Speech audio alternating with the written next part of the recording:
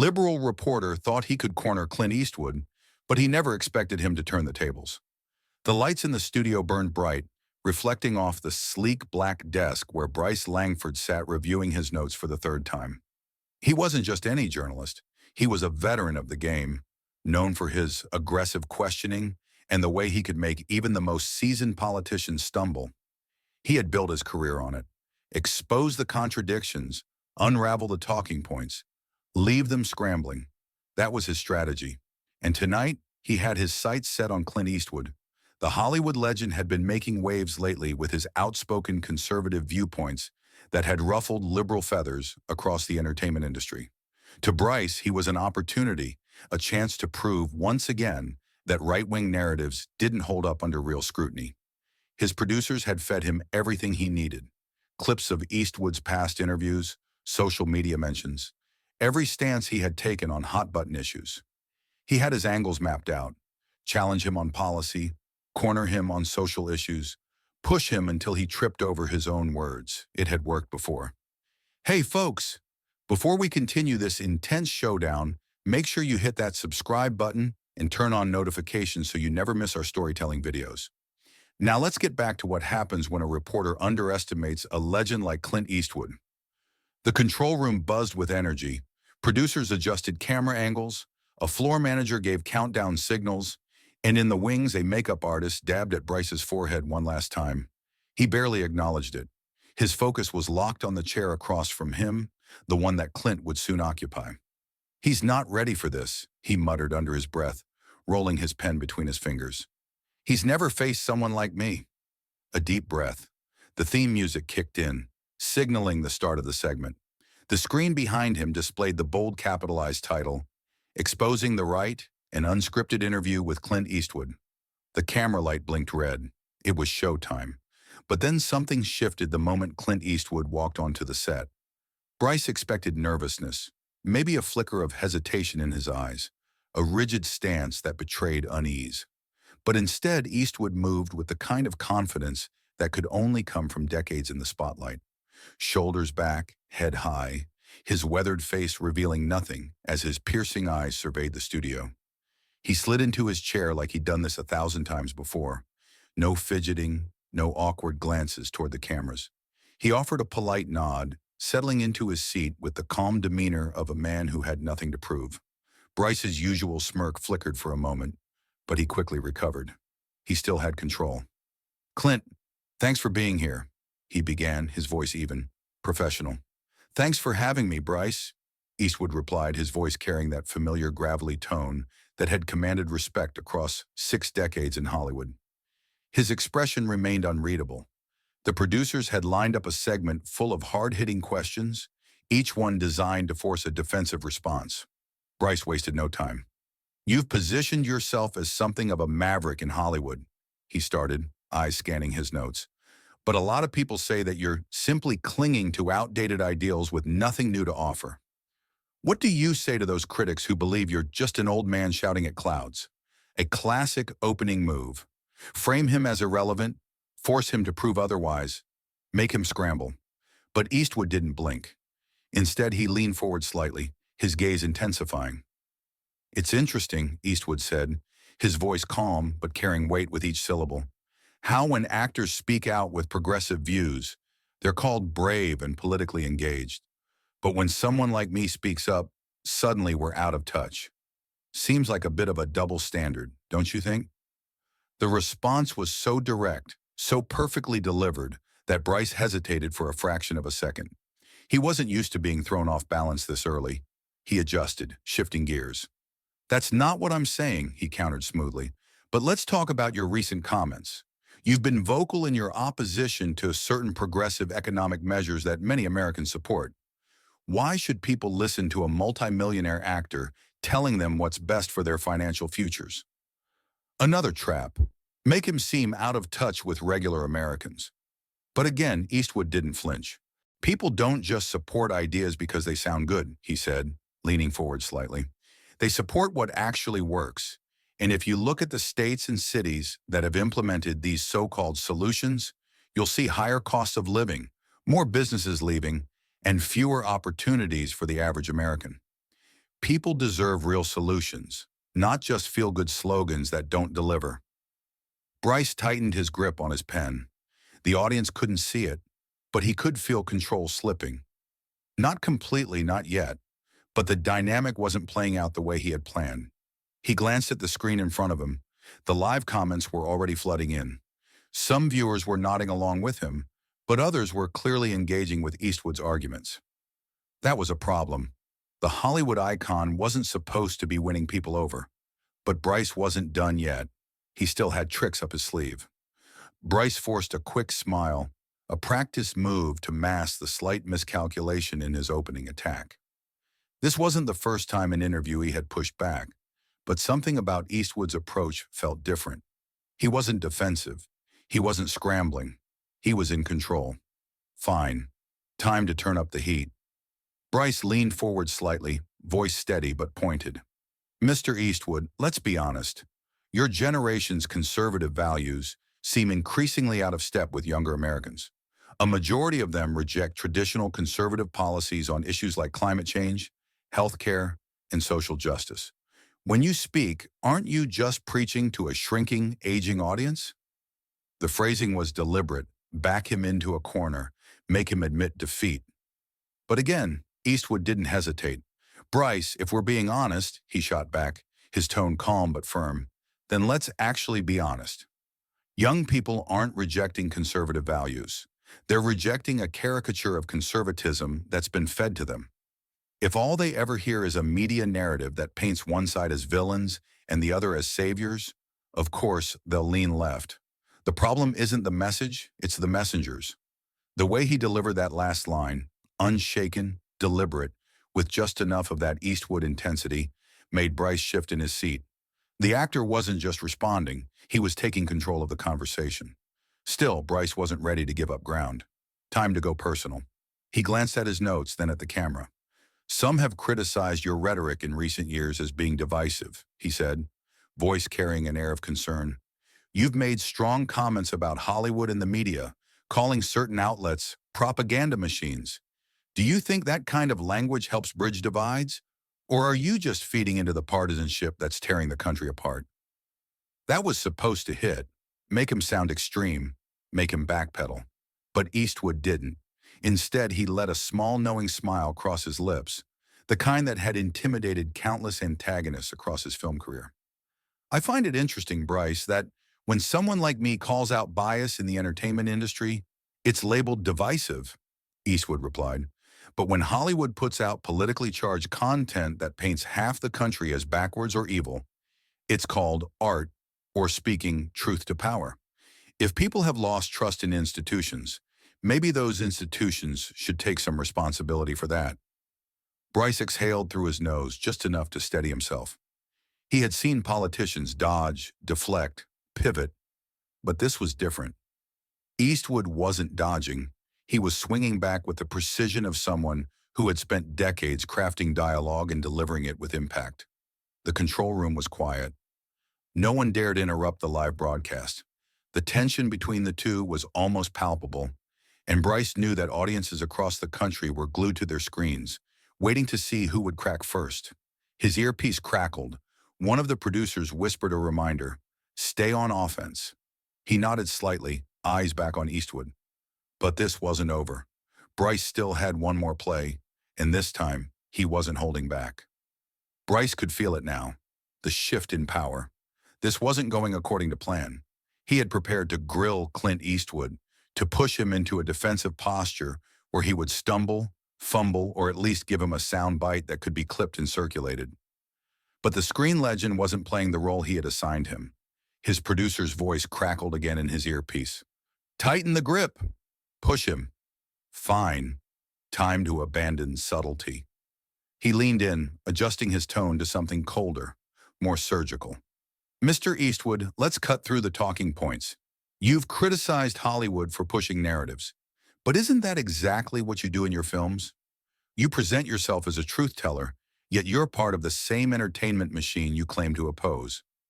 How is that any different?" It was a direct attack, one meant to undermine his credibility. If Eastwood hesitated even for a moment, he could seize control of the conversation again. But Eastwood didn't flinch. He tilted his head slightly, squinting in that signature way that had become iconic across his film career. "I'm glad you brought that up, Bryce," he said, his voice steady, "because it proves my point. When my films show traditional values or question progressive orthodoxy, critics call it propaganda. When Hollywood pushes left-wing messages in virtually every film and TV show, it's called important storytelling. It's fascinating how that works." Bryce felt his pulse tick up. He had another move, a riskier one. "Since we're talking about narratives," he pressed, "you've been accused of supporting misinformation, particularly regarding political issues. Would you like to clarify some of your previous statements that fact-checkers have flagged?" This was his last-ditch effort. Throw a wide net and hope Eastwood got tangled in it. He needed a misstep, a fumble, anything to regain his footing. But instead, Eastwood let a moment of silence pass before answering. He didn't rush. He didn't stumble. "What's interesting, Bryce, is that you frame this as misinformation without specifying what exactly was false," he said, locking eyes with him. "That's what media often does. You take a broad accusation, repeat it often enough, and expect people to just accept it as fact. So tell me, what exactly did I say that was false?" Bryce's jaw tightened just slightly, but enough. He knew what Eastwood was doing. He was forcing him to be specific, and the problem was he hadn't actually prepared to debate details. His strategy had been to paint Eastwood with a broad brush, not to engage on the specifics. The seconds ticked by. The control room knew he was cornered. His producer's voice was in his ear again. "Move on, move on."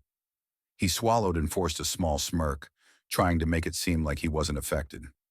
"Well, Mr. Eastwood, our viewers can judge for themselves. A weak pivot, a retreat disguised as neutrality. But Eastwood had already won this round, and the audience knew it. Bryce could feel it now. He wasn't just losing control, he had already lost it. Clint Eastwood sat across from him, completely composed, his confidence unshaken. The more Bryce tried to steer the conversation, the more Eastwood tightened his grip on the moment. And the worst part? The audience could see it. The live comments section was on fire. His producers were scrambling in his ear, throwing suggestions, but none of them mattered. He had to regain control himself, and there was only one way left to do it. He pivoted hard. "Mr. Eastwood, let's talk about accountability," he said, straightening his posture. His voice took on a sharper edge, a last-ditch attempt at regaining his footing. "You speak about media bias, yet conservatives are no strangers to misleading claims and inflammatory rhetoric. Do you take responsibility for contributing to division in this country? Frame him as the problem. Make him justify himself." He watched closely, waiting for a sign of frustration. A tightening jaw, a flicker of annoyance, anything that showed he was getting to him. But Eastwood didn't take the bait. Instead, he exhaled softly, just enough to show he had been expecting this. He leaned back slightly, the gesture of a man who had nothing to fear. "That's an interesting question, Bryce," he said, his voice carrying the weight of his years in the public eye. "Do you ask progressive celebrities the same thing, or does accountability only run one way?" A pause. A long, deadly pause. Bryce felt the silence crush in on him. Eastwood hadn't just answered his question, he had flipped it back on him, exposing the exact bias he was trying to deny. And worse, he had no way to wiggle out of it. He let out a small, controlled breath, but the damage was already done. The live chat was now brutal. People weren't just watching an interview, they were watching a demolition. Clips of the exchange were already spreading across social media, spreading faster than he could recover. Bryce had come in expecting an easy win. Instead, he had become the story. And by the time the interview ended, Bryce Langford knew his moment of reckoning had arrived. The interview wrapped, but the tension in the studio remained thick. Bryce could hear his producer's voice buzzing frantically in his earpiece. "We need to cut to break now." Too late. The second the camera light switched off, the control room erupted into chaos. Techs scrambled to adjust feeds. A production assistant rushed over with notes that Bryce barely glanced at, and his co-host, seated off camera, just stared at him, wide-eyed. Eastwood, however, was unbothered. He stood up smoothly, adjusted his jacket, and gave a polite nod to the staff. Thanks for having me, he said before walking off set, as if he had just finished a casual conversation. Bryce sat there, hands resting on the desk, his mind racing. He had lost, not just a debate, but the entire narrative. It wasn't just the way Eastwood had answered, it was the way people were reacting to it. The network had banked on this segment being an exposure piece, a takedown that would fuel talking points for the rest of the week. Instead, within minutes, clips were already going viral, but not in his favor. Social media was ablaze. Did this guy just get steamrolled by Clint Eastwood on his own show? I don't even agree with Eastwood politically, but he just humiliated this dude. The media always sets these traps, but this time the trap backfired. Bryce's face was everywhere, screen grabbed, memed, mocked. A slow-motion clip of him blinking in stunned silence was already making the rounds. Even some left-leaning commentators were calling out the failure. His phone buzzed, dozens of messages, some from colleagues trying to spin the damage, others from critics enjoying his downfall. But one stood out, a simple text from his network executive, "Call me now." And that's when it hit him. This wasn't just a bad interview. This was a career moment he might never live down. Bryce sat in his office, the door shut, the noise of the newsroom muffled but not distant enough. He could still hear people talking, whispers, hushed laughter, the occasional mention of his name. It was clear that everyone had seen it. His phone screen glowed with an onslaught of notifications. News outlets were picking up the story, not the one he had planned, but the one that had actually unfolded. Clint Eastwood flips the script on. Mainstream media. Liberal journalists' gotcha moment turns into a cell phone. Another example of media bias exposed in real time. And then there was the video.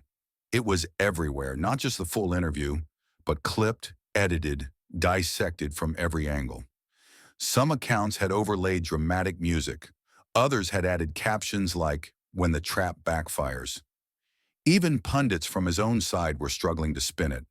A few tried saying Eastwood dodged questions, that Bryce was just too polite. But no one was really buying it. He scrolled through Twitter. The top trend, his own name, Bryce Langford. Not for his reporting, not for his analysis, but for the moment he had lost control. He tossed his phone on the desk and exhaled. This was bigger than just one bad segment. This was a moment that exposed something deeper. For years, journalists like him had operated on a simple formula. Set the narrative, control the questions, shape the perception. It had worked before, but something had changed. The public wasn't trusting as easily. They weren't just listening. They were watching, analyzing, catching the double standards in real time. And in this moment, he had become an example of exactly what people were tired of. A knock at the door. One of the producers leaned in, looking cautious. "Bryce, they want you in the conference room." He already knew what the meeting was about, damage control. But deep down, Bryce wondered if it was already too late. Bryce sat at the long, glass-topped conference table, surrounded by a room full of people who weren't there to support him. They were there to assess the damage. The executive at the head of the table, a man who rarely attended these meetings in person, leaned forward. "Bryce, let's be blunt. This was supposed to be a controlled segment. Instead, it turned into an unmitigated PR disaster. For you, for this network." Bryce knew better than to argue. He had spent his career on the other side of these conversations, dissecting public figures who fumbled under pressure. He understood the game, but knowing the playbook didn't make it any easier to stomach when it was being used against him. "We need a response," another exec chimed in. "Something that reframes the narrative before it completely runs away from us." Bryce rubbed his temples. "So what are we talking? A follow-up interview? A column?" The room fell silent. That's when it clicked. They weren't asking him how to fix it. They were deciding whether he was even worth fixing. One of the PR reps hesitated, glancing at the others before finally speaking. "We're considering putting someone else in your time slot for the rest of the week. Just to let things cool down." Let things cool down. Bryce swallowed hard. He knew what that meant. The polite first step in an eventual phase-out. Maybe they wouldn't fire him outright, but his reputation had taken a hit, and in this business, that was often enough to make you disappear. and all because he underestimated him. Clint Eastwood hadn't just survived his interview. He had turned it into a defining moment for himself, for the public's trust in media, and for Bryce as an example of everything people resented about his industry. He glanced at his phone again. The views were still climbing. The headlines weren't fading. The damage wasn't just done, it was permanent. And maybe that's the real lesson here. Arrogance always meets its reckoning. This wasn't just about one interview, it was about a shift in power, in trust, in control of the narrative itself. People aren't as easily manipulated as they once were. They see through the bias, the leading questions, the traps disguised as journalism, and when someone stands their ground, when they refuse to play by the script, sometimes it's the interviewer who ends up exposed.